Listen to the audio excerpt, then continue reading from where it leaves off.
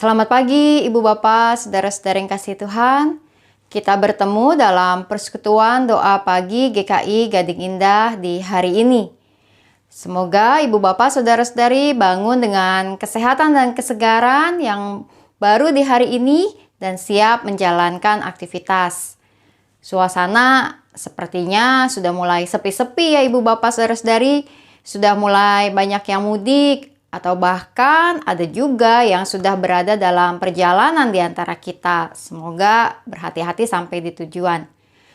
Mari di hari ini kita bersama menaikkan doa-doa, mendengarkan firman Tuhan, dan juga menaikkan pujian kita kepada Tuhan dalam persekutuan kita.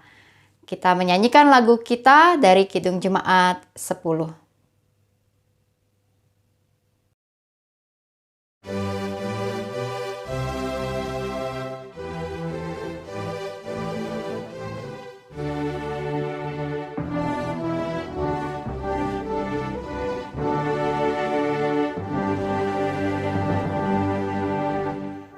Pujilah Tuhan Sang Raja yang Maha Mulia, segenap hati dan jiwaku pujilah Dia. Datang berkah bila musimmu berganti, angkatlah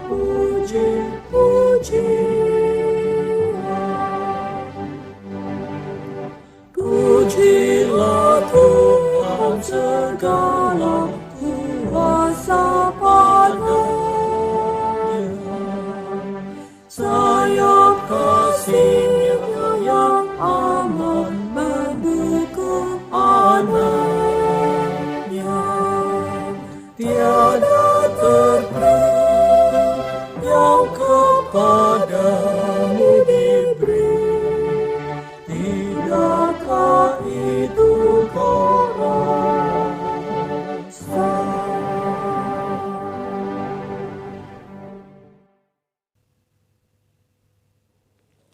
Mari kita siapkan diri untuk membaca dan merenungkan firman Tuhan. Kita berdoa. Tuhan yang Maha Kasih, dimanapun kami berada pada saat ini, biarlah kami berada dalam lindungan dan penyertaan-Mu. Kini kami menyiapkan diri kami untuk membaca, mendengar, dan merenungkan bagian dari dalam firman-Mu Tuhan. Bersabdalah bagi setiap kami. Dalam nama Tuhan Yesus kami berdoa. Amin. Pembacaan firman Tuhan terambil dari dalam Kitab 1 Raja-Raja pasalnya yang ke-19 ayat 1 sampai ayatnya yang ke-8. 1 Raja-Raja 19 ayat 1 sampai 8. Judul LAI adalah Elia ke Gunung Horeb. Ketika Ahab memberitahukan kepada Isabel segala yang dilakukan Elia dan perihal Elia membunuh semua nabi itu dengan pedang, maka Isabel menyuruh seorang suruhan mengatakan kepada Elia, "Beginilah kiranya para Allah menghukum aku, bahkan lebih lagi daripada itu, jika besok kira-kira pada waktu ini aku tidak membuat nyawamu sama seperti nyawa salah seorang dari mereka itu." Maka takutlah ia, lalu bangkit dan pergi menyelamatkan nyawanya. Dan setelah sampai ke Berseba, yang termasuk wilayah Yehuda, ia meninggalkan bujangnya di sana. Tetapi ia sendiri masuk ke padang gurun sehari perjalanan jauhnya. Lalu duduk di bawah sebuah pohon arar. Kemudian ia ingin mati. Katanya, "Cukuplah itu. Sekarang ya Tuhan, ambillah nyawaku, sebab aku ini tidak lebih baik daripada nenek moyangku." Sesudah itu ia berbaring dan tidur di bawah pohon arar itu. Tetapi tiba-tiba seorang malaikat menyentuh dia serta berkata kepadanya, "Bangunlah, makanlah." Ketika ia melihat sekitarnya, maka pada sebelah kepalanya ada roti bakar dan sebuah kendi berisi air. Lalu ia makan dan minum, kemudian berbaring pula. Tetapi malaikat Tuhan datang untuk kedua kalinya dan menyentuh dia serta berkata, "Bangunlah, makanlah, sebab kalau tidak perjalananmu nanti terlalu jauh bagimu." Maka bangunlah ia, lalu makan dan minum. Dan oleh kekuatan makanan itu, ia berjalan 40 hari 40 malam lamanya sampai ke gunung Allah, yakni Gunung Horeb. Demikianlah pembacaan firman Tuhan yang akan kita renungkan dalam persekutuan kita di hari ini.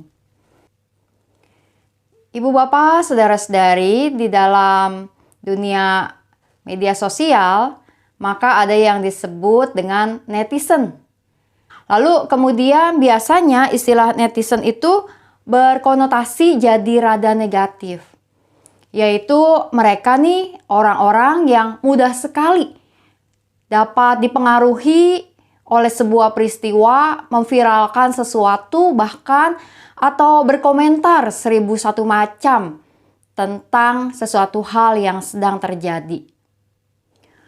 Dan ketika ada sebuah kejadian yang viral, ibu bapak, saudara-saudari, maka ada begitu banyak netizen yang bisa berkomentar.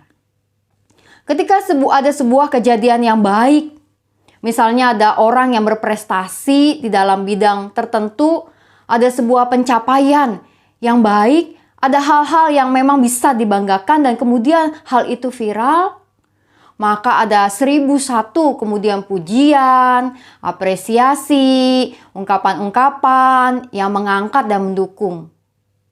Tapi di antara semua itu bisa aja tetap ada orang yang memaki. Maka netizen bisa berbicara atau mengetik ya di media sosial dengan berbagai sudut pandang. Hal yang buruk bisa dilihat buruk maupun juga baik. Hal yang baik bisa ditanggapi baik, tapi juga bisa ditanggapi buruk.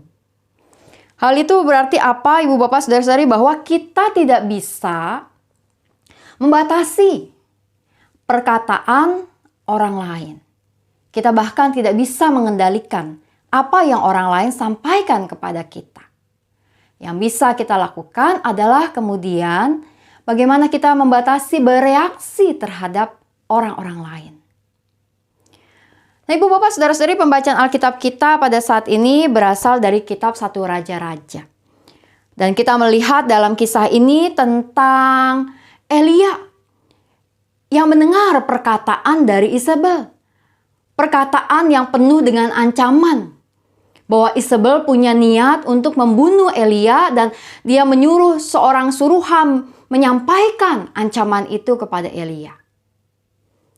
Di dalam bacaan-bacaan Alkitab sebelumnya, di pasal-pasal sebelumnya, ibu bapak, saudara-saudari, tentu kita sudah melihat berbagai peristiwa atau kejadian yang secara ajaib dapat Elia lakukan. Bahwa Elia adalah seorang yang bisa menahan hujan turun melalui doanya. Bahwa Elia adalah seorang yang bisa kemudian membuat tempayan berisi tepung dan buli-buli berisi minyak dari janda di Sarfat itu tidak ada habis-habisnya. Keluar terus, menghasilkan terus. Elia juga adalah seorang nabi yang telah menghadapi 450 orang nabi Baal pada saat itu. Bukan berbicara mengenai peristiwa pembunuhan yang terjadi, kekerasan yang dilakukan Elia pada masa itu, tapi tentang bagaimana keberaniannya menghadapi 450 orang lawan sekaligus. Dan Elia tahu bahwa itu bukan karena kemampuan dirinya sebagai pribadi, tetapi karena kuasa Tuhan yang memungkinkannya. Tuhan telah memakai Elia menjadi seorang nabi besar, menghadapi ratusan orang, menghadapi bahkan cuaca dan musim, menghadapi segala tantangan yang ada. Di dalam pembacaan Alkitab hari ini, kisah Alkitab menceritakan Elia berhadapan dengan Isabel. Dan ketika ia menghadapi Isabel dengan kata-katanya yang mengancam itu, maka apa yang Alkitab katakan bahwa Elia menjadi takut. Elia kemudian akhirnya menyembunyikan diri. Di dalam Alkitab dikatakan bahwa takutlah ia lalu bangkit dan pergi menyelamatkan nyawanya. Dan setelah sampai ke Berseba yang termasuk wilayah Yehuda, ia meninggalkan bujangnya di situ. Tetapi ia sendiri masuk ke padang gurun sehari perjalanan jauhnya, lalu duduk di bawah sebuah pohon arar. Kemudian ia ingin mati, katanya, cukuplah ini. Sekarang ya Tuhan, ambillah nyawaku. Kenapa Elia ingin mati? Karena dia merasa terancam dengan kata-kata dari Isabel. Kata-kata yang memang menakutkan buatnya.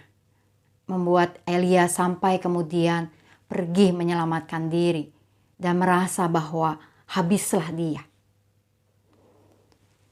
Ibu bapak, saudara-saudara yang kasih Tuhan, kisah Elia bisa juga jadi kisah kehidupan kita.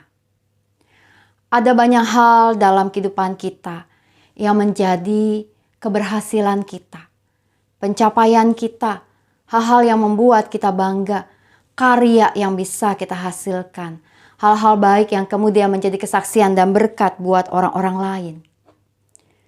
Namun kita tahu bahwa di balik semua hal itu ada orang-orang yang membuat kita merasa senang dengan pujian-pujian mereka, tapi juga ada orang-orang yang bisa menanggapi kita dengan hal yang negatif. Dan ya, sama seperti Elia, menghadapi hal itu bisa membuat kita merasa sia-sia, merasa takut, merasa percuma, dan ingin melarikan diri. Namun syukur kepada Tuhan bahwa kisah Elia tidak berhenti kepada keputusasaannya. Karena kisah Elia kemudian berlanjut dengan malaikat Tuhan yang datang menyapanya dan bahkan memberikan makanan supaya Elia dapat melanjutkan perjalanannya.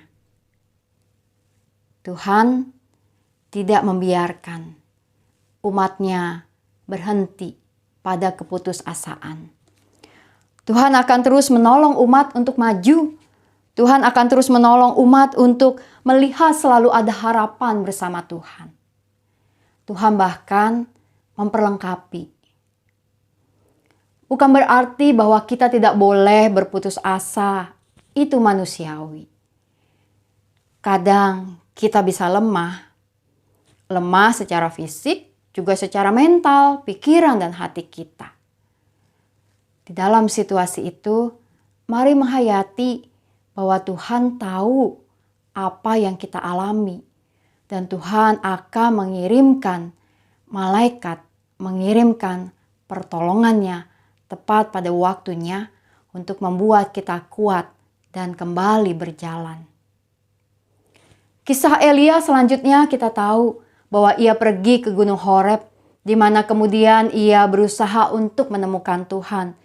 Dan di tengah angin sepoi-sepoi, Tuhan kemudian menampakkan diri kepadanya, memberikan kepadanya misi yang baru untuk mengangkat raja-raja baru, lalu kemudian juga untuk mengangkat Elisa menjadi penggantinya. Bahwa ia tidak sendirian, tapi akan ada Elisa, asistennya, yang akan menemani dan bersamanya. Ibu bapak, saudara-saudari yang kasih Tuhan, demikianlah kita meyakini untuk kehidupan setiap kita. Ketika kita lemah, putus asa, merasa tak mampu meneruskan perjalanan kita. Dengarkan sapaan Tuhan. Lihatlah bekal yang cukup yang Tuhan beri kepada kita untuk melanjutkan langkah kehidupan kita. Seberat apapun perjalanan ini, maka kekuatan Tuhan akan lebih dari cukup untuk kita. Jangan biarkan perkataan-perkataan buruk dari orang lain membuat kita kemudian jadi orang-orang yang berhenti selama-lamanya. Berhentilah sejenak untuk beristirahat, mengumpulkan tenaga dan kekuatan, dan bangkitlah meneruskan perjalanan. Ingatlah bahwa kita tidak bisa mengendalikan apa yang orang lain katakan kepada kita. Tapi kita bisa mengendalikan apa reaksi kita terhadap orang-orang lain. Ambillah pelajaran, lihatlah hal-hal positif dari apa yang orang lain katakan dan nilai kepada kita. Jadikan itu satu semangat bagi kita untuk melihat banyak hal yang masih bisa kita lakukan untuk kita kembangkan menjadi lebih baik. Ibu bapak saudara-saudari, mari kita menaikkan lagu kita, Bila Badai Hidup Menerpamu.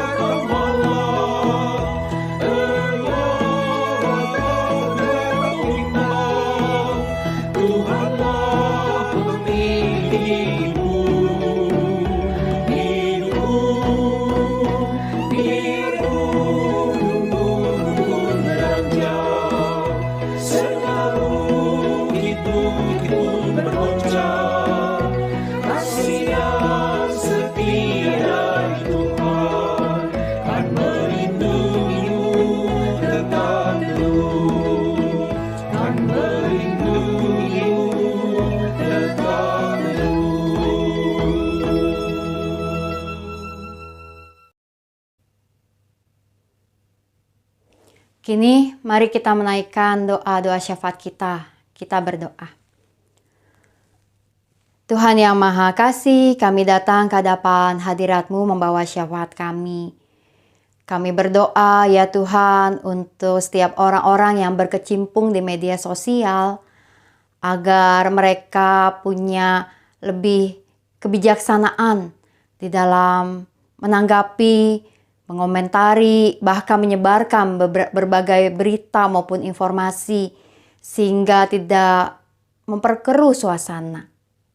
Kami berdoa ya Tuhan, biarlah kiranya kami dapat juga menjadi umat yang selalu melihat bahwa penyertaan-Mu ada bagi kami.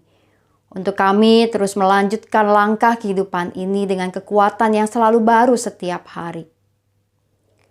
Kami berdoa juga ya Tuhan kepada-Mu untuk kehidupan kami di tengah-tengah pekerjaan, dalam studi anak-anak kami, dalam kehidupan tengah keluarga. Ketika ada berbagai pergumulan, biarlah kami jalani segalanya bersama dengan Engkau sebagai Tuhan yang selalu memberi kekuatan. Kami berdoa juga untuk mereka yang sakit. Kami berdoa untuk pengobatan radiasi Ibu Kesia Nathanael, pemulihan operasi Ibu Dewi Kumalasari, pengobatan Ibu Oktarina, pemulihan Bapak Kunjung, Papa dari Ibu Tinawi, untuk Oma Ratna Setiawati di dalam perawatan di rumah sakit, untuk kondisi kesehatan Ibu Damayanti. Jamahlah mereka dan keluarga yang mendampingi dan juga menemani mereka. Kami berdoa juga ya Tuhan untuk bangsa dan negara dalam kehidupan kami sebagai Indonesia. Berkatilah pemimpin negeri ini dari pusat sampai daerah-daerah, para wakil-wakil rakyat, dan juga ya Tuhan kami berdoa khususnya dalam suasana cuti bersama, Biarlah segalanya bisa berjalan dengan baik dan lancar. Mereka yang bepergian kiranya ada dalam lindungan Tuhan. Berkatilah setiap perusahaan-perusahaan transportasi, setiap para pengelolanya, setiap juga orang-orang yang mengendalikan kendaraan-kendaraan dalam perjalanan agar segalanya menjadi baik. Ada keamanan dan kenyamanan yang dapat dijalani. Kami berdoa juga ya Tuhan, untuk setiap kami dalam doa-doa pribadi kami pada saat ini. Secara pribadi kami hendak menaikkan doa kami. Dan biar kiranya Engkau Tuhan berkenan untuk mendengarnya. Kami menaikkan doa pribadi.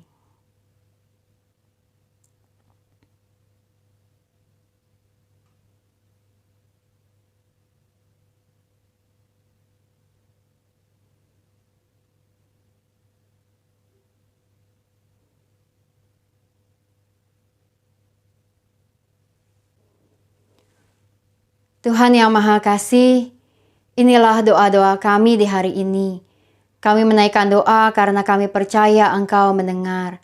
Dan Tuhan, biarlah hari ini kami punya kekuatan untuk menjalankan kehidupan kami bersama dengan bekal yang cukup yang Engkau berikan kepada kami.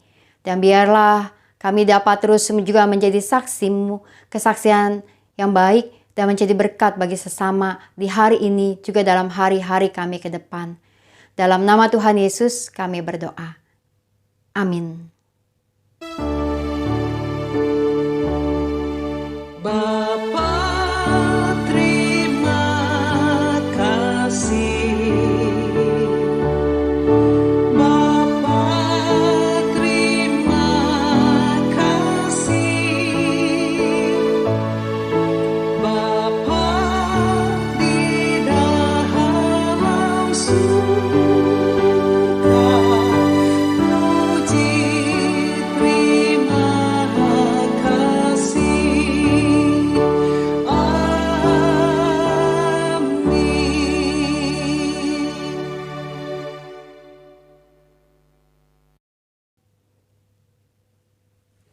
Selamat menjalani hari ini Ibu Bapak Saudara-saudari dan selamat bersiap-siap menikmati masa cuti bersama bagi yang bepergian.